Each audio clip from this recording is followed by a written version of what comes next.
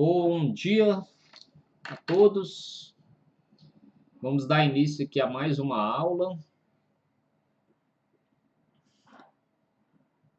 Dessa vez sobre intercrímenes. Turma, olha só. Esse aqui é um dos últimos 3 assuntos que eu tenho para tratar com vocês, para cumprir o nosso programa. Meu compromisso com vocês era cumprir o programa. Não vai dar tempo nas aulas, na programação normal da faculdade, né? Porque nós ainda temos 3 aulas, mas eu vou deixar essas 3 aulas, vou tentar gravar, inclusive, tudo hoje, aproveitando que hoje e amanhã não tem aula da faculdade, né? 23 e 24. Então, eu vou tentar gravar e aí vocês assistam de acordo com a disponibilidade de vocês, tá? Mas não deixe de assistir as 3 aulas, tá bom? Porque vocês precisam, todos os assuntos são de suma importância. Neste primeiro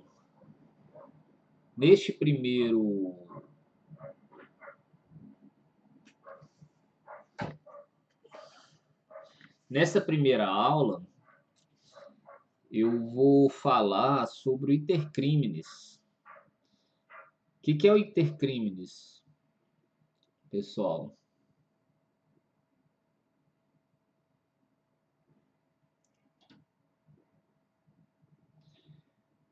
Vocês lembram?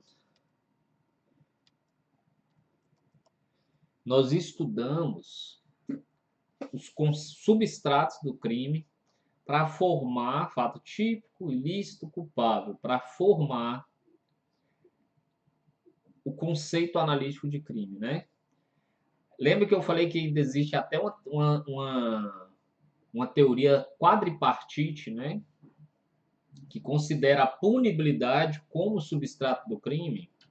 Essa punibilidade nós não vamos estudar agora, nesse semestre. Vocês vão estudar no semestre que vem, no tópico punibilidade e causas de extinção em Direito Penal 2, tá? Então, nós vimos todo aquele substratos do crime. Primeiro substrato, fato típico. Segundo substrato, ilicitude. Terceiro substrato, culpabilidade. Agora eu vou ensinar para vocês, a gente vai estudar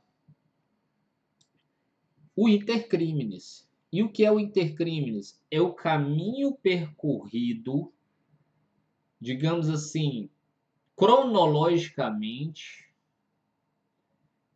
para que a gente considere um crime consumado, perpetuado, perpetrado, digamos assim, tá? Então, o intercrime ele é o conjunto de fases que se sucedem cronologicamente no desenvolvimento do delito. Olha só. Imaginem que eu, Fábio Vinícius, resolvi praticar um crime. Um crime qualquer. Um roubo. Eu vou roubar um banco.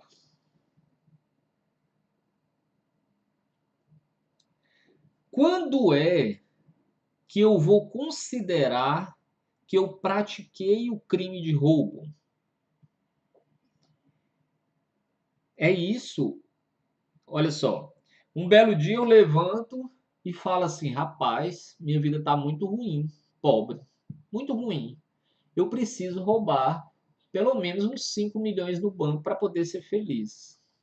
Aí eu começo a analisar, estudar, começo a analisar as agências bancárias que tem na minha cidade, começo a analisar qual seria o melhor dia para realizar o roubo.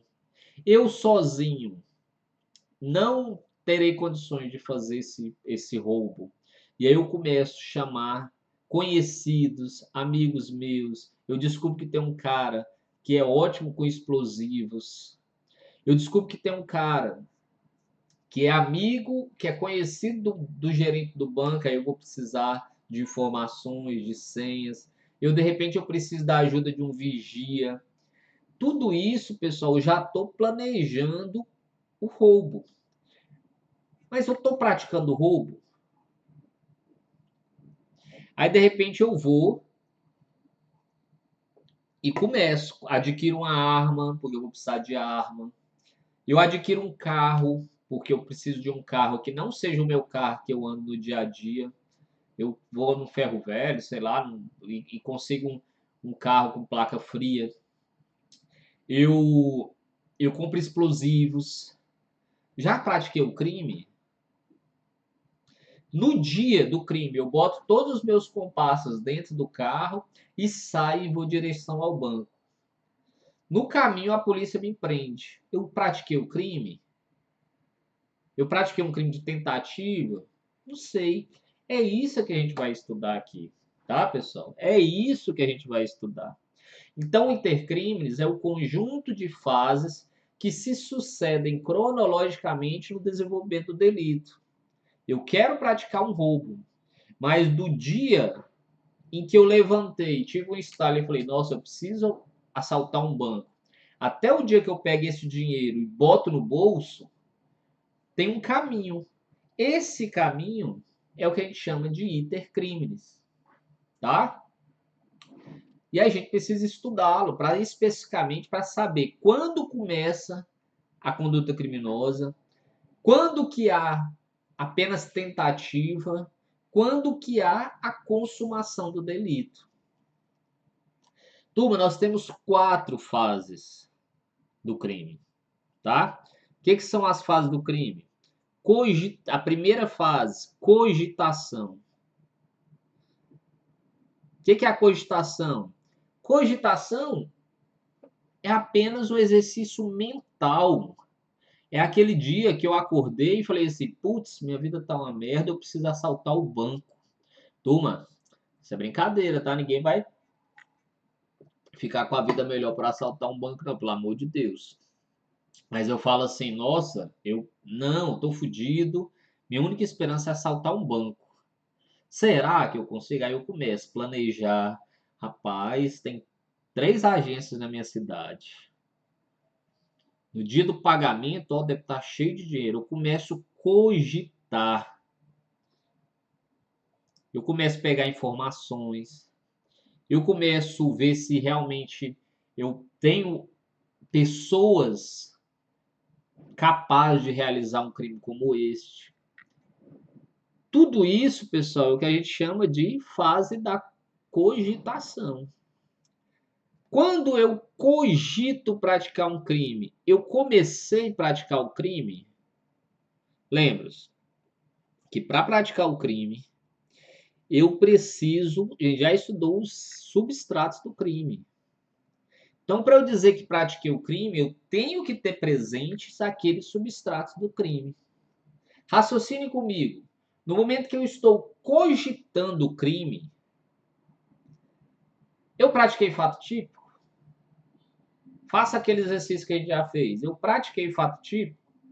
Ora, quais são os elementos do fato típico? Primeiro elemento, conduta, que é uma ação ou omissão. No momento que eu estou cogitando, eu pratiquei uma ação ou omissão? Eu tenho conduta? Não, pessoal. Ó, cogitação é meramente psicológico, é interior. É uma cogitação. Eu estou cogitando cometer um crime. E aí nós estudamos um princípio, lá quando estudamos os princípios do direito penal, que é o princípio da materialização do fato, ou o princípio da exteriorização do fato. O direito penal não pune pensamentos. O direito penal não pune intenções. O direito penal pune fatos exteriorizados, tá? Eu posso ter a maior vontade do mundo de matar alguém. Ah, mas eu tô à vontade de matar meu marido, professor. Você não está cometendo crime. Pode até falar que é até inexigibilidade de conduta diversa, que ele é tão, né? Pode até falar isso. Não é inexigibilidade de conduta diversa. Gente, o fato de você pensar é como eu disse, você pode desejar de toda a sua alma matar seu marido, sua esposa, sua mãe, seu pai, seu filho, sua sogra. Mas se você não exterioriza esse fato, exteriorizar não é só falar não, tá, pessoal? Não é só falar não. Você pode falar, eu tenho uma vontade de matar esse fulano, isso não é crime. É diferente de falar, eu vou te matar, fulano, porque aí você está ameaçando, né? Mas veja bem, só há crime quando eu exteriorizo o fato, quando eu começo, eu passo do pensamento e parto para a ação. Aí há crime, tá? Primeira fase, então, cogitação, não pune o direito penal, não pune. Por que que não pune? Explicação técnica. Porque para existir um crime, eu preciso de primeira coisa, é um fato típico. Para eu ter um fato típico, primeira coisa é ter conduta, mesmo que seja uma conduta omissiva. Quando eu estou cogitando, eu não tenho conduta, tá certo? Então, não tem fato típico, não há crime. Se não há crime, não se pune. Segundo, segundo, segunda fase do intercrime, os atos preparatórios. Ah, professor, eu decidi assaltar um banco. Aí eu já não estou mais na fase de cogitação, já me decidi. Eu já decidi assaltar o banco. Mas agora eu vou me preparar para assaltar o banco, certo? Aí você começa. Vai lá, compra explosivos, vai lá, compra armas, vai lá, compra um carro com a chapa fria, vai lá, aluga uma casa pertinho do banco, que é para ter contato, né? Que é para observar, que é para no dia você correr e guardar esse dinheiro. Isso são atos preparatórios. Atos preparatórios, pessoal, se pune. Eu podia ter deixado isso aqui para o próximo slide para vocês não estarem viciados. Se pune atos preparatórios? Em regra, não. Tá, pessoal? Ah, eu quero matar o fulano. Eu vou lá, compro uma faca, uma peixeira desse tamanho. E aí amolo essa faca bem direitinho, porque eu vou matar esse sujeito hoje à noite quando eu for na casa dele. Isso são atos preparatórios, são impuníveis, tá? A não ser que a lei expressamente diga que esses atos preparatórios caracterizam um crime. Então, em regra, pessoal, muita atenção, atos preparatórios, você não iniciou o crime. Se não iniciou o crime, você só está se preparando, você não cometeu o crime. Então você não vai ser punido, a não ser que a lei expressamente diga que esses atos preparatórios devem ser punidos e caracterizam crime autônomo. Exemplos, pessoal. Artigo 288, associação criminosa. Associarem-se três ou mais pessoas para o fim específico de cometer crimes. O sujeito se reúne, então, decidi assaltar o banco, juntei uma turma. Lembra do assalto ao Banco Central em Fortaleza? Se reuniram a turma, alugaram a casa e começaram a furar, cavar um túnel. É porque assim, esse cavar o túnel, para mim, é claro que se um dia vocês forem advogados de uma quadrilha dessa, obviamente vocês vão tentar colar a tese de que ainda é ato preparatório, mas para mim não, começou a cavar. Mas o momento que aquele grupo começa a se reunir, começa a planejar o assalto, aí vão alugam a casa, começam a comprar britadeira, começam a comprar pás, as ferramentas necessárias, desculpa, não praticaram, ainda não começaram, olha só, eles ainda não começaram a praticar o crime em si. São atos preparatórios. Pessoal, ninguém comete crime alugando uma casa. Ninguém comete crime comprando uma pá. Ninguém comete crime comprando uma arma se ele tiver autorização para isso, né? Considerando. E ninguém comete crime se associando para fazer qualquer coisa, salvo se for para o fim específico de cometer crimes. Então entendam, não começou a execução. Ainda estão nos fases, quando eles estão se reunindo, planejando o assalto, eles estão no momento dos atos preparatórios. Isso era para ser impunível. Só não é impunível porque o artigo 288 fala expressamente que é punível. Associar-se ou mais três ou mais pessoas para o fim específico de cometer crimes. Não precisa cometer o crime. Basta associarem-se para o fim específico de cometer crime.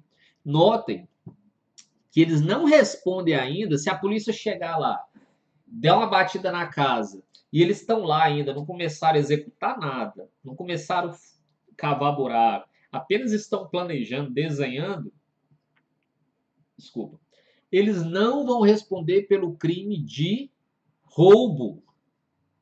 Eles vão responder apenas pelo crime de associação para o crime, associação criminosa, porque tem um delito específico previsto, associarem-se para o fim específico de cometer crime. Se não tivesse esse tipo aqui, eles não iam responder por nada, pessoal. A conduta ia ser ilícita. Aliás, ia ser atípica, porque não existe fato típico, porque não existe conduta.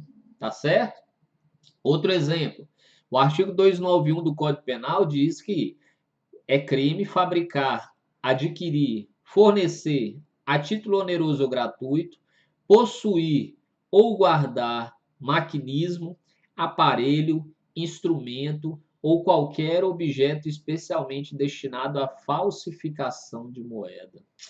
Turma, se você fabricar, se você possuir, se você guardar uma maquininha de falsificação de nota, não interessa se você cometeu o crime de falsificação, se você realmente botou aquela maquininha para funcionar. Ah, eu comprei uma maquininha para falsificar moeda, mas nunca botei ela para funcionar, nem sei como ela funciona. Isso é ato preparatório, não é crime. Não teria que ser punível. E só vai ser punível porque o artigo 291 já fala que esse mero ato preparatório é crime. Só que, obviamente, não é o mesmo crime, é outro crime. Ele não falsificou moeda, mas ele guardava aparelho destinado à falsificação da moeda. Então, pessoal, cogitação não se pune, atos preparatórios não se punem, salvo se houver previsão expressa, tá certo? Atos executórios. O que são atos executórios, pessoal? São aqueles atos que começam a executar o crime. Ora, se o sujeito começou a executar o crime, eu já tenho conduta. Se eu já tenho conduta, eu já posso falar em fato típico. E se eu tenho fato típico, eu tenho crime. Então, aqui, pessoal, quando eu chego nessa fase, nos atos executórios, eu já posso falar, eu já começo a falar crime. Não necessariamente eu vou chegar ao final do intercrimes. Porque eu posso ser interrompido no meio, a polícia pode chegar e me prender. Tá? Mas aqui eu já comecei a praticar um crime. Só vim aqui, rapidinho eu volto lá, tá, pessoal? Então, eu tenho a primeira fase, cogitação, segunda fase, atos preparatórios, terceira fase, atos executórios, quando eu começo a praticar o crime, e a quarta, a consumação, quando eu efetivamente concluo, consumo, finalizo a prática criminosa, tá? Ah, professor, então é muito fácil. É muito fácil. Se eu começo a praticar o crime, é tentativa. E se eu termino de praticar o crime, é consumado. Se eu começo a praticar o crime, aí eu já posso ser punido. Muito fácil, tranquilo demais. Mas antes de começar, não sou punido. Turma, a diferença, a dificuldade é você perceber exatamente onde você começa a praticar o crime. Na prática, às vezes, tem certo tipo de dificuldade. Olha só, eu vou dar um exemplo, tá? O sujeito quer roubar uma residência. Ele quer roubar um relógio de ouro que ele sabe que existe dentro de uma residência. O relógio está lá dentro de um cofre no quarto do dono da casa.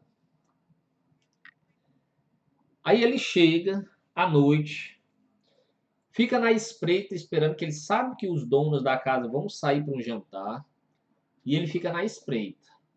Aí ele fica ali na espreita, a mulher do cara tá se atrasando, porque falou que em 5 minutos fica pronto, mas esses 5 minutos já virou 40 minutos e essa mulher não ficou pronto. E esse cara tá lá, incomodado, só esperando eles saírem.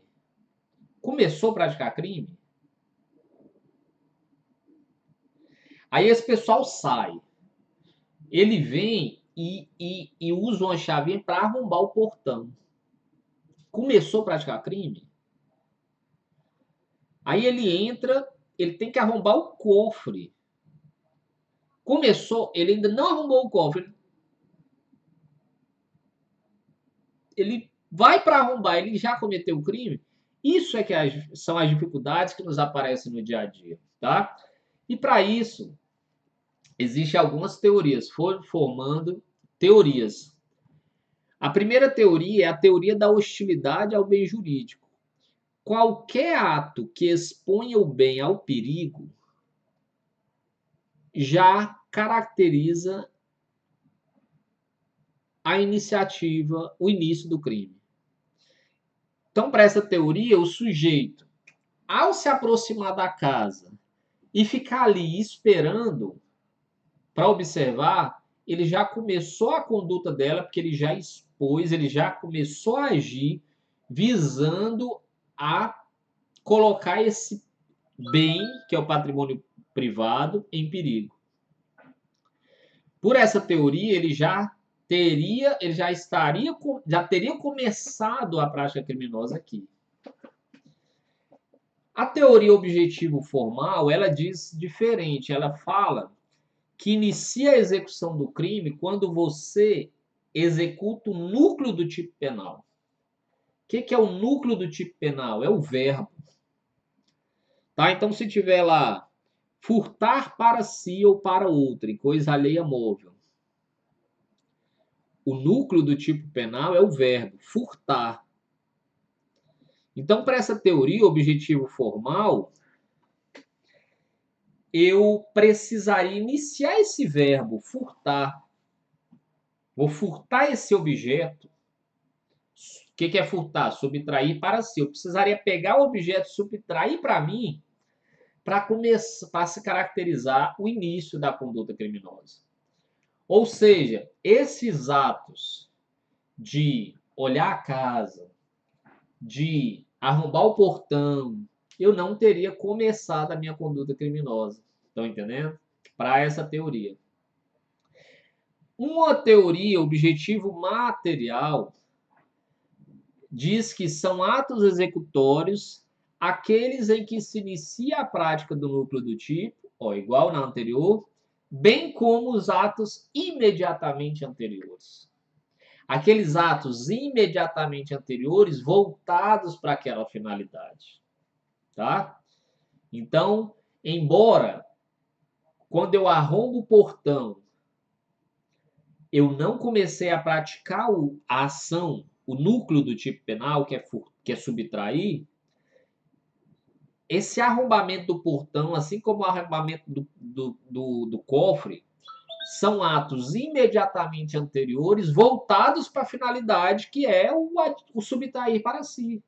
Então, já caracteriza o início da conduta criminosa. Qual é a posição que nossa jurisprudência adota, pessoal? Eu trouxe aqui um trechinho de um RESP que diz bem direitinho, RESP é um recurso do STJ, né? que diz assim, ó, uso de barra de ferro para ingresso em residência de terceiro com ânimos furandi. Ânimos furandi é vontade de furtar, tá? Já disse para vocês, né, pessoal? Eu acho que eu já disse para vocês. A gente aprende direito, é muito interessante que você incorpore. Eu sou cheio de expressões do direito que eu nem percebo mais que são do direito, mas que eu incorporei no meu dia a dia. Tipo, quando eu quero falar uma coisa com uma pessoa, e aí essa pessoa, eu não consigo falar. Quando essa pessoa me liga de volta, por exemplo, eu já resolvi, eu falo assim, não, perdeu o objeto. Perdeu o objeto é uma coisa lá do processo civil. É assim, que não adianta mais eu resolver, sabe? Eu já resolvi, entendeu? Então eu trago isso para a minha vida, porque eu vou assimilando esses conceitos. Como eu acabei de fazer aqui, agorinha, com inexigibilidade de conduta diversa, né? Quando eu falo, brinquei que a mulher às vezes querer matar o marido, é inexigibilidade de conduta diversa. Não seria razoável exigir dela uma situação diferente perto do que o marido é, né? Então é uma brincadeirinha, mas para vocês irem entendendo o conceito. Ânimos furandi. Ânimos é vontade, né? Quando eu falo ânimos necandi, é ânimos de matar. Ânimos furandi, ânimos de furtar. Então, quando vocês falarem agora ânimos, vocês sempre vão lembrar de vontade, né? Eu brincava quando eu fazia faculdade, que quando eu ia enforcar uma aula, assim, no feriado, por exemplo, um feriado prensado, eu falava assim, rapaz, eu tô com ânimos vagabundante, ânimos, né, preguiçante, não tô a fim de assistir a aula, né? É ânimos sofazante, Netflixante, né? Então vão pegando, vão acostumando com essas brincadeirinhas para vocês aprenderem o conceito, né? Quer chegar pro seu marido, quer chegar para tua esposa aí, quer namorar, fala, estou com ânimos namorande. Ah, tá certo? Ela vai ficar até impressionada com o seu conhecimento. Turma, então vamos lá. Nesse caso aqui, ele usou uma barra de ferro para ingresso em residência de terceiro com ânimos furante. Não consumação do ingresso por interferência de terceiro. Ele estava usando a barra de ferro, mas não conseguiu entrar porque teve um terceiro que interferiu. Não sei se era a polícia, o vizinho, enfim. Atos que se caracterizam como início de execução. Pela teoria objetivo formal, ele sequer teria começado o início da execução, ainda estava nos atos preparatórios. Mas aqui não, adotou-se a teoria objetivo material, que se entendeu que havia execução sim, porque era um ato imediatamente anterior à execução da figura do núcleo do tipo, que é furtar. Tá? Consumação, então, nós já vimos o que. Então, nós já vimos atos preparatórios. Consumação é a conclusão do delito. É eu fechar o círculo, fechar o intercrimes. Matar é matar. É ele morrer. Furtar é eu realmente furtar. Ameaçar é eu praticar ameaça. E aí nós vamos aprender agora os dois conceitos que a gente usa muito, mas que muitas vezes a gente não sabe fazer essa diferenciação tecnicamente, que é o crime consumado e o crime tentado. Crime consumado você já sabe. É quando eu conseguir concluir todo o intercrimes. Cogitação, atos preparatórios, execução e consumação. Turma, cogitação e atos preparatórios necessariamente vai ter em algum crime? Às vezes não. Às vezes eu estou andando ali e, e realmente eu sou, sei lá, o cara bate no meu carro. E eu, de supetão, parto para cima dele e agrido o cara. Estou cometendo um crime que eu não cogitei, que eu não preparei, mas que de supetão eu resolvi.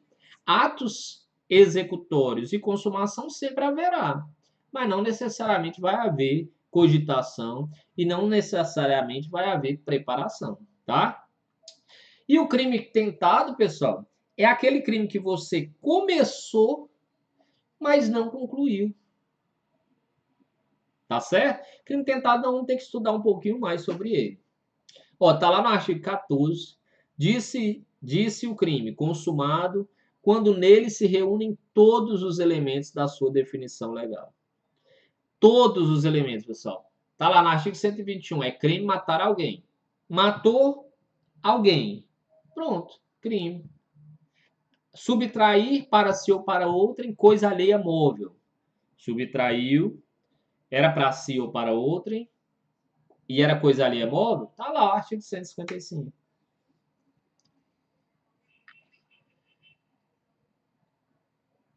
Já o crime tentado ocorre quando, iniciada a execução, olha o que eu acabei de dizer, iniciada a execução, ele não se consuma.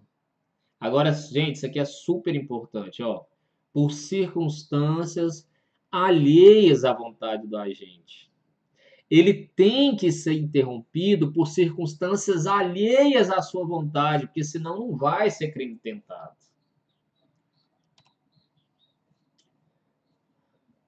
Ah, deixa eu só fazer um parêntese aqui, ó. Crime consumado é aquele que reúne todos os elementos da sua definição legal, ok. O momento da variação varia conforme a natureza do crime. Aí, por isso que eu falei lá no passado, gente, cuidado com essas classificação aqui, porque é muito importante lá na frente a gente saber onde há consumação e até onde ainda é tentativa. Os crimes materiais são aqueles crimes que a lei, lembra? Que a lei prevê um resultado e exige o resultado para que ele ocorra. Dei o exemplo do homicídio, do roubo, do furto. Ora, se eu quero matar tem um resultado, a lei prevê o resultado, que é morte.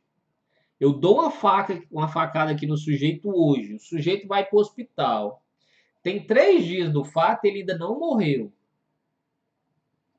Eu posso dizer que tem um homicídio consumado? Não. Porque a consumação só vai acontecer quando esse resultado ocorrer, quando a morte ocorrer. Tá? Já os crimes formais, lembrem disso? Lembram disso? Eu falei até da extorsão. O sujeito é funcionário público, vai lá e quer extorquir um empresário. No momento que ele faz a extorsão, ele já praticou o crime, ele já consumou o crime. Aí ele marca de pegar o dinheiro daqui uma semana. No dia que ele vai pegar o dinheiro, a polícia já armou uma casinha, porque o empresário contou para a polícia organizou o esquema e prendeu o sujeito. Ah, quer dizer que ele vai responder por uma tentativa? Não, ele vai responder pela extorsão consumada, porque no momento que ele extorquiu, ele já cometeu o crime, tá? Tem um crime lá no 312, salvo engano, do Código Penal, 313, que é a concussão, que é exigir vantagem manifestamente indevida. Quando você exige, você já, o funcionário público, né, que exige do particular uma manifestação indevida, uma vantagem indevida. No momento que o funcionário público exige, ele já cometeu o crime, independentemente se vai haver o resultado, ou seja, se ele vai pagar a vantagem ou não, tá? Então, nos crimes materiais, a consumação acontece quando há o resultado. No crime formal, há que são aqueles que a lei prevê o resultado, mas não exige que o resultado aconteça, a consumação vai acontecer na ação do agente. Os de mera conduta é aqueles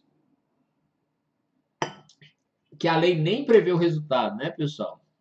É a vadiagem, é, é aquele ingresso irregular do estrangeiro, né? É o exercício regular da medicina, não exige um resultado específico. Então, Na mera conduta, eu dei o exemplo aí da invasão de domicílio. Ele é instantâneo. No momento da ação, já é o resultado. Ou seja, a consumação é no momento da ação. E o crime permanente é aquele crime em que eu até citei quando eu fui estudar com vocês lá atrás. Eu estudei. Só anotar uma coisa aqui para que me ocorreu aqui, pessoal, para uma aula posterior. Mas eu anotar, se não esqueço.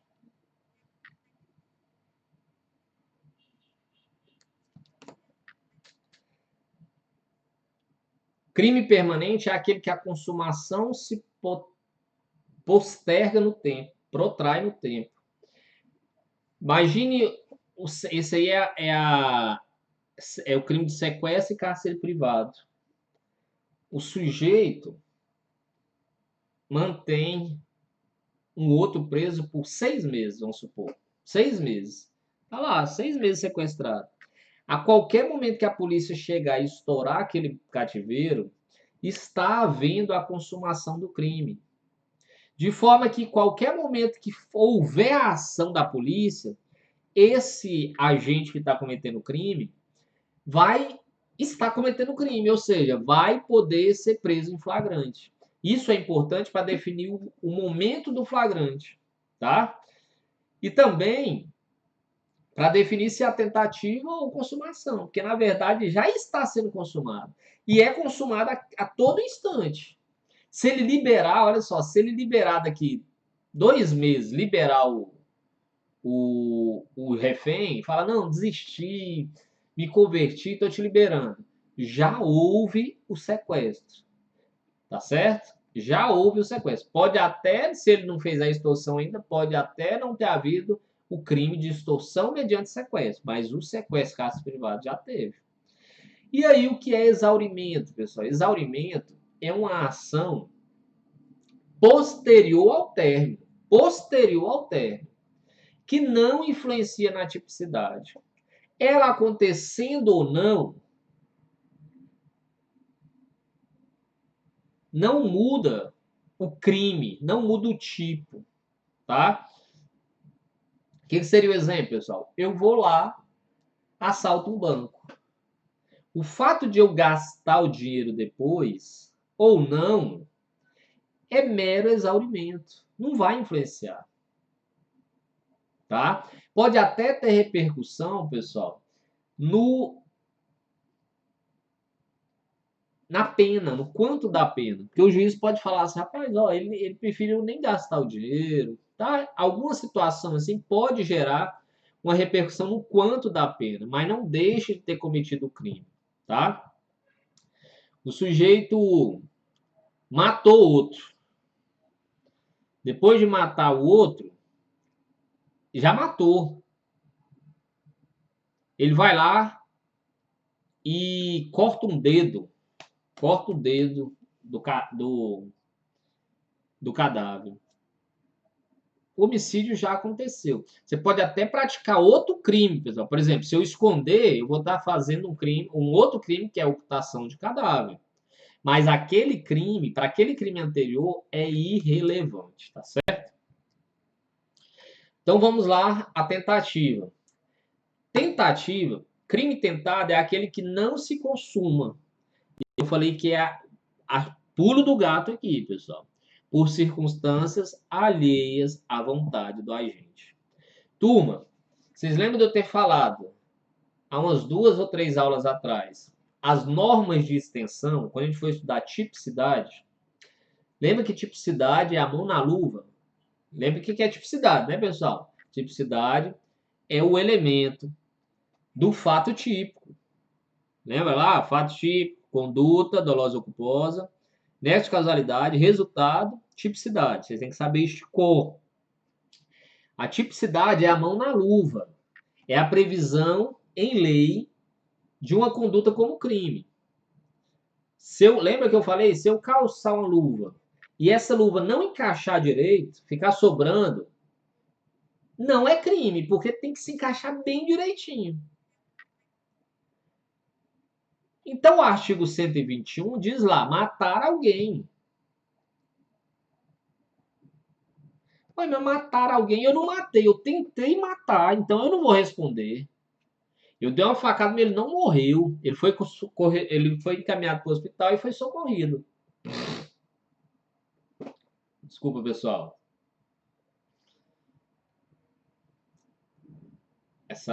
Eu já falei para vocês que eu sou alérgico, né? Às vezes essa alergia ataca.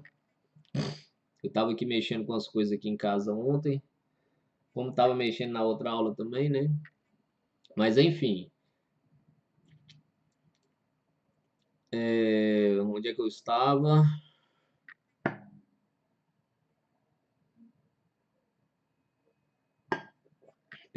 Pronto. Normas de extensão.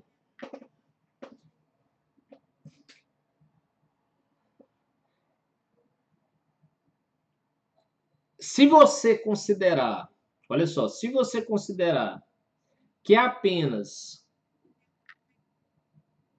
se eu fosse considerar só o tipo penal, o artigo 121, quando eu dissesse, ora, eu não matei a pessoa, eu apenas tentei, eu não poderia incriminar e ela não responderia pelo crime de homicídio porque a luva não coube bem direitinho. Ora, realmente o tipo fala matar alguém e ele só tentou matar alguém. Mas aí eu preciso utilizar, eu já disse para vocês, a norma de extensão do artigo 14.2, que é uma norma de extensão temporal que caracteriza a tipicidade. E aí, quando eu for denunciar esse sujeito, na denúncia eu não vou colocar só assim, artigo 121, eu vou dizer artigo 121, C/C, que é combinado, com 14, inciso 2, que é o dispositivo que fala sobre a tentativa. Tá certo, pessoal? Se eu não utilizar esse artigo 14.2, não tem como eu punir o sujeito. Tá certo? Então, quais são os elementos da tentativa, pessoal? Primeiro, gente, para haver tentativa, tem que estar presente esses elementos. Início da execução. Ela tem que ter iniciado a execução. Se eu não tiver iniciado, pessoal, qual é o crime que há? Nenhum. Porque eu estou falando de atos preparatórios, de cogitação e atos preparatórios. A não ser que a lei expressamente, como eu dei dois exemplos lá atrás, expressamente puna os atos preparatórios. Tá? Então, primeiro, tem que ter iniciado a execução. Segundo, eu não posso terminar a execução, porque se eu terminar a execução, vai ser um crime consumado, não vai ser tentado. E essa interrupção tem que dar por circunstâncias alheias à vontade do agente. Porque se ele resolver, no meio do crime, parar, não vai ser crime tentado, a gente vai ver o que é. Interromper, se ele se arrepender no meio do caminho, não é crime tentado. A gente vai ver o que é, tá? Ele tem que ter o dolo de consumação, ele tem que ter a vontade de terminar o delito, tá? E o resultado tem que ser possível. Por exemplo, ele quer matar alguém, ele tem que ser possível matar uma pessoa. Ora, ele não vai praticar um crime de homicídio ou de tentativa de homicídio contra um cadáver, tá? Porque se não for possível, aí nós vamos entrar numa situação do instituto que a gente chama de crime impossível, que está previsto no artigo 17 do Código Penal. O crime impossível também é chamado de quase crime ou tentativa inidônea. O artigo 17 diz que não se pune a tentativa quando? O que é o crime impossível, professor? Crime possível é quando, por ineficácia absoluta do meio ou por absoluta impropriedade do objeto, é impossível consumar-se o crime. Ora, eu quero matar meu marido, certo? Mulherada aí quer matar o marido. Aí resolve dar um veneno para ele. Compra um veneninho. Só que na hora de colocar o veneno, ela erra o frasco e coloca sal na água dele. E aí ele vai tomar água, puta que pariu, que água salgada. E aí você percebe que errou. Gente, a tentativa aqui, na verdade há uma tentativa, só que uma tentativa inidônea. Você jamais mataria o seu marido, a sua esposa, com uma colherzinha de sal. A não ser que ele tenha um problema muito sério de saúde que não possa, né? Nenhum sal. Mas, enfim, uma colherzinha de sal, uma colherzinha de açúcar é um meio ineficaz absolutamente de matar uma pessoa. Por política criminal, o Código Penal decidiu não punir esse tipo de tentativa. Decidiu não punir. Então, se você resolver matar uma pessoa, mas errou, em vez de colocar veneno, colocou açúcar, você não vai ser punido. Porque isso é o que a gente chama de crime impossível por ineficácia absoluta do meio. Tá? Você tem uma arma, aí vai matar o outro. Chega lá, dá os pipocos nele, só que a arma não funciona, não funciona, não funciona. Se a perícia identificar de que a absoluta ineficácia, turma, tem que ser absoluta, tá? Tem que ser absoluta, ou seja, a perícia vai ter que identificar que aquela arma não funciona em condições nenhuma, ela não funciona de forma nenhuma. Se for uma ineficácia relativa, ou seja, ela pode ser eficaz, se a perícia disser assim, rapaz, de 10 tentativas aqui que nós fizemos, 4 deu certo.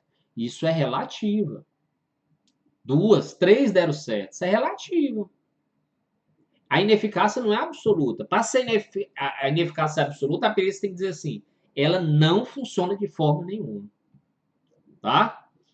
Então, se ela for ineficaz, se o meio for ineficaz, se a perícia, por exemplo, disser assim, ó,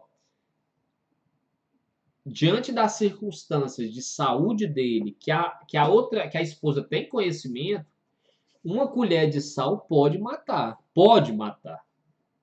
Não é ineficácia absoluta. É ineficácia relativa. Nesse caso da ineficácia relativa, a pessoa vai responder pela tentativa, porque ela de fato ela tentou. Tá certo? Agora, quando há ineficácia absoluta do meio, ou absoluta em propriedade do objeto, o sujeito quer matar o outro. Chega lá, a mulher já matou. A mulher já matou dando um veneno para ele. E ele tá lá deitado na cama. O sujeito vem e enfia uma facada nele. Né? Enfia uma faca achando que vai matar ele. Mas não vai, porque ele já está morto, ó, em propriedade do objeto. Não tem como você matar a pessoa morta. Nesse caso, segundo o artigo 17, não é punida essa tentativa também, tá? Decisão do legislador, pessoal. O legislador podia ter deixado sem isso aqui e a gente ia punir. Ia punir todo mundo que tentasse matar o marido, uma pessoa que já tivesse morta. Podia. Só que foi uma decisão de política criminal. Quando a gente fala assim, quando vocês escutarem assim, por razões de política criminal, foi uma decisão do legislador de agir daquela forma. Tá certo? Turma, a gente já viu então crime impossível. Vamos ver as espécies de tentativa, tá? Nós temos, de um lado, tentativa imperfeita, ou também chamada de inacabada, e a tentativa perfeita ou acabada, ou também chamada de crime falho, tá? Qual a diferença? Tentativa imperfeita ou inacabada é aquela que a sua ação não chega ao fim. Vamos supor, eu quero matar o sujeito. E eu fico esperando ele sair, que ele sai todo dia, 9 horas, ele sai da tua casa e vai para o seu trabalho a pé. Então eu vou ficar esperando ele no meio do caminho. Quando ele passar, eu dou meu tiro nele. Aí eu pego um revólver municiado com 6 balas. Olha só, quando ele vai passando, eu saio de trás de um muro e dou o primeiro tiro. Primeiro tiro não acerta, dou o segundo tiro, acerta ele. Ele sai correndo ainda, porque eu dou o terceiro tiro, acerta ele de novo. Nisso, vizinhos que iam passando correm, me seguram e tomam a arma de mim. E ele é socorrido e levado para o hospital. Percebam, pessoal, que eu não terminei minha conduta porque, lembre que tem que ter circunstâncias alheias à sua vontade, né? Se eu pudesse, eu ia continuar dando tiro nele. Mas no meio do caminho vieram algumas pessoas e me interromperam. Então a tentativa imperfeita ou inacabada é aquela que eu não concluí a minha ação, porque outras pessoas me impediram. Agora imagina que se fosse à noite, ele voltando para casa no escuro e não tivesse nenhum vizinho ali perto. E eu pegasse e desse, e quando ele estivesse saindo, eu dava 6 tiros nele. Pá, pá, pá, pá, pá, pá, 6 tiros. E ele cai ao chão. E eu falo, matei meu desafeto. Vou embora para casa. Vou embora para casa e durmo achando que matei meu desafeto. No outro dia, eu ouço na rádio que um homem recebeu 6 tiros, foi socorrido pela polícia que passava, estava agonizando nas últimas, mas foi levado para o hospital, foi submetido à cirurgia e passa bem. Entenderam a diferença? No primeiro, eu não terminei a minha ação. E por isso não consegui o resultado. No segundo, eu também não consegui o resultado, porque senão não seria tentativa. Mas eu terminei a minha ação. Por motivos outros, o motivo alheio aqui foi ele ter sido socorrido, foi ele ter sido submetido a uma cirurgia no hospital, tá? Então essa é a diferença da tentativa imperfeita da tentativa perfeita, tá? Ambos continuam sendo tentativa, pessoal. Não houve o resultado. Outra diferença é a tentativa branca ou incruenta da tentativa vermelha ou cruenta. Turma, imagina se ele tá vindo, esse mesmo sujeito que eu quero matar, e eu pego, como aconteceu nesses dois casos aqui. Eu dei um tiro, dei 6 tiros, pá, pá, pá, pá, pá, pá. Alguns pegaram, outros não pegaram, mas ele foi socorrido, foi levado para o hospital e não morreu por conta disso, porque foi socorrido. Mas note que eu atingi o objeto que eu queria. Ó, 2 tiros pegaram aqui, um pegou bem pertinho do coração, passou aqui quase perfurando o coração. Outro pegou aqui no pescoço de raspão também. Sangrou, o cara chegou a se esvaindo de sangue, perdeu sangue, mas sobreviveu. Isso é uma tentativa vermelha ou cruenta. A tentativa branca é aquela que o sujeito vem e eu dou 6 tiros, nenhum pega nele. Eu não consigo atingir o meu objeto, tá? Então ele não morreu, porque que aí eles... Qual que é a circunstância alheia à minha vontade? Eu ter errado meus tiros. Que eu queria era acertar, mas eu errei os tiros, tá certo? Então eu comecei uma execução, que era matar, mas não concluiu por circunstância alheia à minha vontade. Eu errei os tiros. Nenhuma pegou nele. Tentativa branca ou incruenta, tá? Uma tentativa branca, pessoal, é difícil você condenar no júri, porque parece, quando não pega, quando não acerta um sujeito, isso nunca aconteceu comigo, tá? Nunca tive que decidir uma tentativa branca, nunca tive um júri de tentativa branca. Mas meus colegas sempre fazem muito, perde o júri mesmo. Não consegue a condenação. Parece que quando não há o golpe mesmo, as pessoas não se importam, os jurados. Não sei. E tentativa idônea, tentativa inidônea. Tentativa idônea é aquela tentativa que realmente podia ter matado. Esses casos que eu dei agora foram todos tentativa inidônea. Mesmo a branca pode ser idônea. Aliás, mesmo a branca será idônea.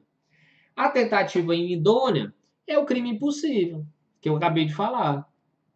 É quando, por ineficácia absoluta do meio, ou por absoluta impropriedade do objeto, é impossível consumar.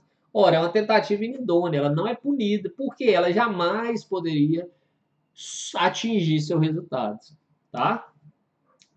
Todos os crimes admitem tentativa, pessoal? Todos os crimes? O que vocês acham?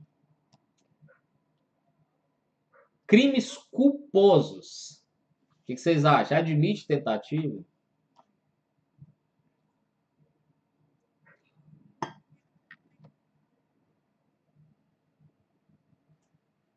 Deixa eu anotar alguma coisa aqui importante.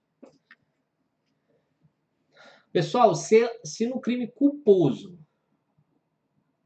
eu não tenho a intenção de praticar a ação, então eu posso. Veja bem, olhe os elementos da tentativa. Eu tenho que iniciar a execução e não posso parar por circunstância alheia à minha vontade. Ora, então, para haver tentativa, precisa ser uma conduta dolosa. Porque a culpa, quando eu percebo que estou fazendo alguma coisa, uma merda, que é crime, um errado, um crime culposo, eu paro, né? Agora, se for dolo, aí tem tentativa. Então, para a maioria da doutrina, não há tentativa em crimes culposos, tá? Mesma coisa os crimes pré-terdolosos. Lembra o que é o crime pré-terdoloso? É aquele crime que é doloso no início, mas que chega num ponto, o resultado obtido é por culpa. Eu quero bater num sujeito, eu quero só bater, porque eu tô com muita raiva dele. Aí eu dou um murro na cara dele. Mas eu dou um murro com tanta força, ele cai e bate com a cabeça na quina do meio-fio e morre. Então eu cometi o quê? Eu cometi um homicídio? Não, eu queria era dar um murro na cara dele. Eu também cometi só uma lesão corporal? Não, porque eu matei. Então eu vou seguir, eu vou ter cometido o que a gente chama de crime de lesão corporal seguida de morte. Tá? Então eu só posso ter tentado o dolo, a agressão. Mas eu não vou poder dizer que eu tentei matá-lo. Porque se eu tiver tentado matá-lo, aí eu não vou cometer uma lesão corporal seguida de morte. Eu vou cometer uma tentativa de homicídio. Se realmente eu queria que ele batesse com a cabeça lá na quina e não bateu, aí eu teria cometido sim uma tentativa de homicídio. E contravenções penais, pessoal? Contravenções penais, a própria lei de contravenções penais diz que não pune-se a tentativa de contravenção penal. Ou seja, há possibilidade de haver tentativa, senão a lei não ia dizer que não se pune. Só não há punição. Às vezes, prova de concurso pergunta isso. É possível tentativa em contravenção penal? É. Apenas não é punível, tá certo? Turma, diferença. Outro instituto tem desistência voluntária. E outro instituto também que a pessoa faz muita confusão, arrependimento eficaz e arrependimento posterior. Nós vamos estudar cada um, tá? Qual a diferença de tentativa e desistência voluntária? Tentativa, a gente já viu. Ele inicia a execução de um crime que não consuma por circunstância alheia à sua vontade. Vem alguém e segura ele. O sujeito é socorrido e levado para o hospital. Tá? A polícia chega e prende ele em flagrante. Isso é tentativa. Na desistência voluntária, está aqui no artigo 15, ó. O agente voluntariamente desiste de prosseguir na execução. Desiste de prosseguir na execução.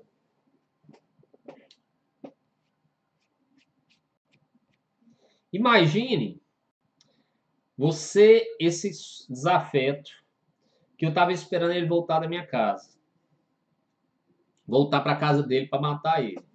Eu fico esperando lá, eu tenho 6 balas no revólver, no couro do revólver. Quando ele vem, eu saio de trás do muro atirando. Pá, pá. Dou 2 tiros nele, ele cai no chão. Quando ele cai no chão, eu não vou vacilar, eu vou dar o último tiro na cara dele, que é o chamado tiro do confere, né? Que é para ver se ele morreu. Quando eu vou dar o tiro na cara dele para matar, ele fala assim: só promete cuidar dos meus filhos. Quando ele fala isso, eu que tenho filho também, meu coração se parte. E eu falo assim: o que que eu estou fazendo? O que que eu estou fazendo? Eu já dei 2 tiros nele, tá? Ele tá se esvaindo de sangue. Quando ele me fala isso, eu falo: o que que eu estou fazendo? Eu pego ele, aí eu me arrependo na hora. Eu pego esse sujeito, levo para o hospital e falo assim: pelo amor de Deus, cuida desse cara. O que que aconteceu com ele? Eu dei 2 tiros nele. Turma, olha só o que que fala aqui, ó. Só responde pelos atos já praticados. O que que eu pratiquei até agora? Que eu pratiquei até agora? Eu dei 2 tiros nele com a intenção de matar. Não foi isso que eu fiz? Então, pelo qual crime que eu vou responder, pessoal? Depende. Se ele morrer, eu vou responder pelo homicídio. Ah, me arrependi. Dane-se, você matou. Você pode até ter uma repercussão na pena, tá? Ah, o juiz vai considerar que você, depois de dar 2 tiros nele, pegou o corpo dele e ainda levou pro hospital. Ah, beleza, eu vou diminuir aqui 1 aninho na sua pena.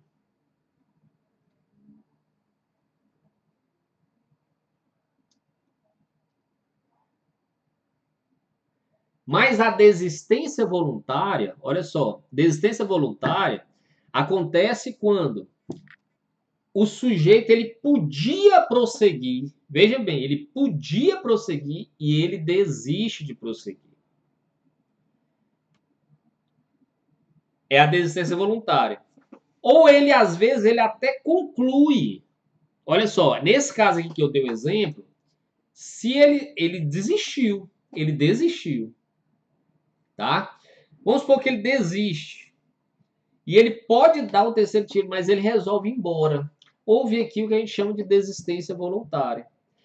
Se ele impede que o resultado se produza, que é esse caso que eu dei, ó, ele vai, não só ele desiste, como ele pega, ele pode até ter concluído, presta atenção, ele pode até ter dado 6 tiros, mas só pegaram 2.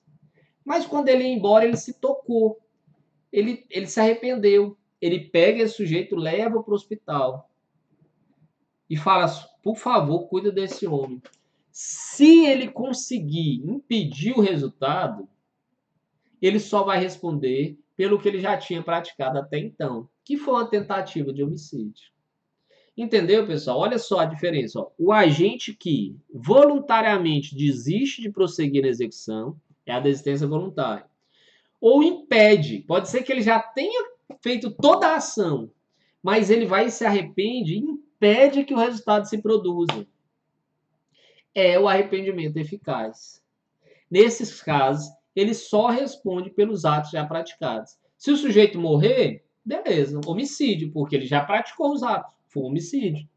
Agora, se o sujeito não morrer, ele vai responder apenas pelo ato já praticado, tá? Que é no caso que ele veja bem, pessoal, o que ele praticou? Uma lesão corporal. Ele deu 2 tiros, ele só praticou, veja bem, é uma decisão do legislador para beneficiar que o sujeito mude a intenção. Não sei se vocês entenderam. Mude o tipo que ele está cometendo. O agente que voluntariamente desiste de prosseguir na execução ou impede que o resultado se produza, só responde pelos atos já praticados, ou seja, ele vai responder por uma lesão corporal, porque foi só o que ele praticou até agora, tá? Uma vez eu fui fazer um júri em Jaguaribe, que o sujeito era um desafeto. O sujeito chegou, o cara estava num balcão, tomando uma cerveja de costas para a rua. O sujeito passou, viu ele sentado lá, eles eram desafetos, ele foi em casa, pegou uma arma, veio. Quando ele tirou a arma da cintura. A vítima nem viu o que estava acontecendo. O dono do bar viu, mas não teve tempo de fazer nada. Ele deu um tiro na nuca. Ele encostou, olha só, ele encostou, deu um tiro na nuca, a vítima caiu e ele foi embora. A vítima não morreu na hora, ele foi socorrido ainda, ele foi levado para o hospital e morreu no hospital. A defesa sustentava que havia desistência voluntária. Acredita? Você acredita nisso? E aí, pessoal, o embate no júri era isso. E é isso que acontece nos júris. Eu provando para os jurados, tentando provar para os jurados, que não havia desistência voluntária. Que ele tinha executado, só que por circunstâncias alheias, ele não morreu. O que faz circunstância alheia? Um milagre dele não ter morrido com um tiro na nuca. E, claro, o fato dele ter sido levado. Aliás, eu contei a história errada. Ele não morreu. Ele não morreu. Ele não morreu, esse sujeito. Foi um milagre. E o fato dele ter sido socorrido no hospital. Mas para a defesa, ele tinha feito era uma desistência voluntária. Ele deu um tiro e ele tinha, é isso que a defesa fala, né? Não, ele tinha mais munições, ele podia ter dado mais tiros. Mas, gente, aí eu consegui, ele foi condenado, tá? Ele foi condenado porque um tiro na nuca, o sujeito sabe que é para matar. Diferente é se ele tivesse dado o tiro na nuca, tivesse se arrependido, tivesse pego o sujeito e levado para o hospital, aí seria o arrependimento eficaz, né? Além do arrependimento eficaz, turma, nós temos outro instituto que é o arrependimento posterior, que está lá no artigo 16, que diz que nos crimes cometidos sem violência ou grave ameaça à pessoa, notem, o arrependimento posterior só cabe nos crimes cometidos sem violência ou grave ameaça à pessoa. Se reparado o dano ou restituída a coisa, até o recebimento da denúncia ou da queixa, por ato voluntário do agente, a pena será reduzida de 1 a 2 terços. Isso aqui é o caso, por exemplo, pessoal, do sujeito que furta qualquer objeto. Furtei uma televisão na casa do meu vizinho. Furtei. Eu cheguei lá, um belo dia que meu vizinho não estava, arrombei a porta, peguei a televisão. Se até o recebimento da denúncia eu vou lá e devolvo a televisão, por ato voluntário meu, não é porque a polícia veio na minha casa e levou a televisão, não, tá? Ato voluntário meu, a pena será reduzida de 1 a 2 terços. Então, se ele fosse pegar 3 anos, por exemplo, eu vou ter uma redução de 1 ano a 2 anos, dependendo da situação. Tá certo? Turma, então ficamos aqui. Gente, muito importante que vocês saibam essa diferença de tentativa. Isso aqui é muito chave, esse slide, tá? Tentativa, desistência voluntária, arrependimento eficaz e arrependimento posterior. Vejam com calma, qualquer dúvida estamos à disposição. Até a próxima aula.